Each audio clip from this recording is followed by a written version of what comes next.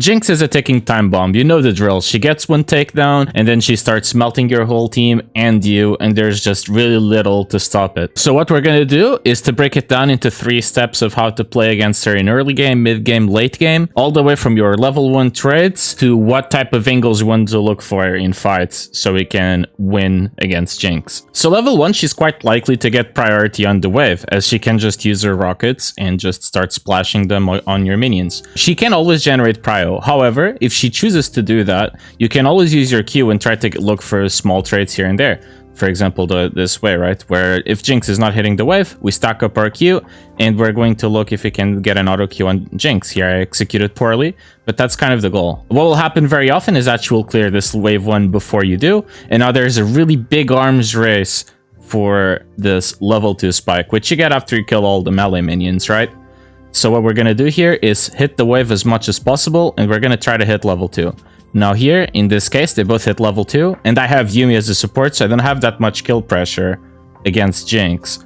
However, we let the wave come into us, and we're going to start play this out a little bit more. So which abilities should we look out for? We should look out for Jinx W. If it doesn't land, it means we can have a much easier time to trade. We also have more range than she does when she's using her normal minigun, but when she uses rockets, she will space us. So another thing that makes or breaks a good Jinx player and how you should approach this fight is how she uses chompers. In this case, if I get caught on these chompers here, I become a lot more neutralized compared to if I can, for example, move before she puts the chompers down, which is the case of what happens here. Here, she puts the chompers down, and I have to flash over them so I can get a kill.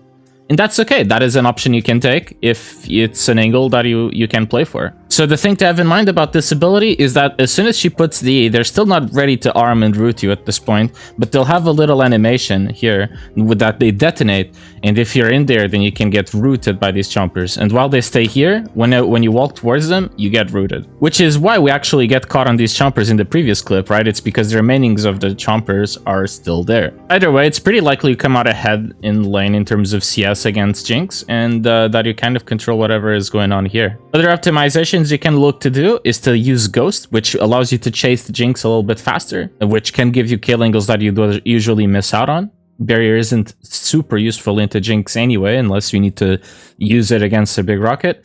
And Call as well is quite good, so you can get to, you know, your 2-item spike a bit sooner.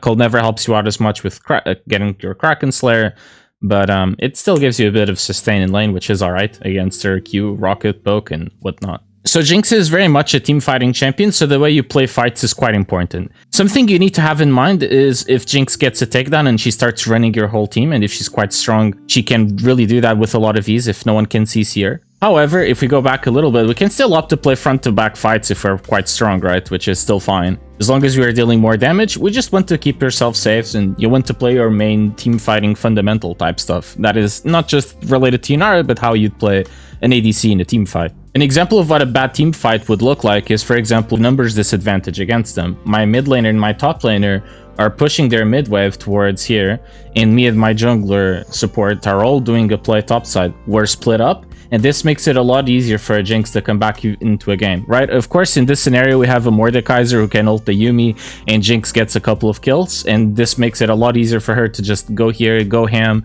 and go to town, right?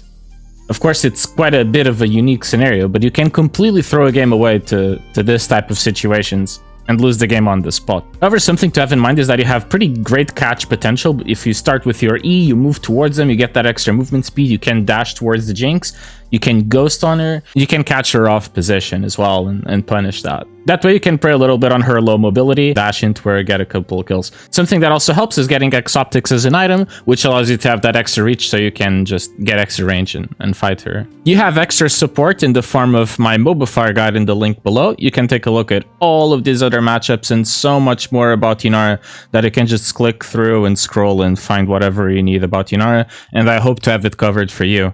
It's very in-depth, and the link is in the description down below if you want to take a look at it. Thank you so much for tuning in, and I will see you next time. Take care and goodbye.